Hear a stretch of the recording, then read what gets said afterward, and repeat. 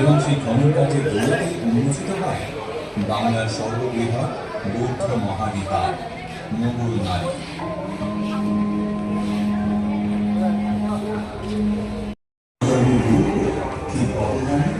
কিছু দুঃখের বিষয় এই যে জায়গাটির গুরুত্ব অধিকাংশ মানুষের কাছে অজানা এবং জায়গাটির নিদর্শনগুলো বর্তমান স্থান বা পরিস্থিতি কি সেটা প্রায় অন্ধকারাচ্ছন্ন।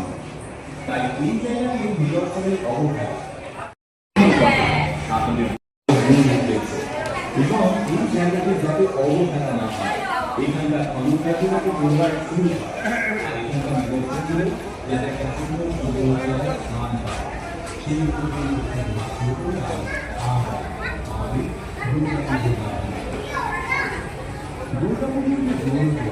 তার মধ্যে দিয়ে প্রত্যেকটা আপনাদের সকলকে স্বাগত জানাই সেই উন্মুক্ত জানালায় একটিবার এসে দাঁড়ানোর জন্য আমাদের স্বপ্ন কথা মাত্র।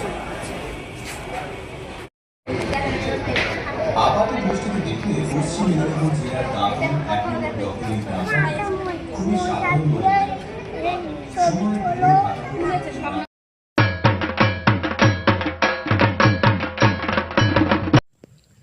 পুজোর 4টি দিন আমার সেভাবে ঠাকুর দেখতে বেরানো হয়নি, কিন্তু একাদশীর দিন আমার শরীরটাও ঠিক হয়ে যায় আর সেভাবে বৃষ্টি না পড়ায় আমি একাদশীর দিন ঠাকুর দেখতে বেরিয়েছিলাম।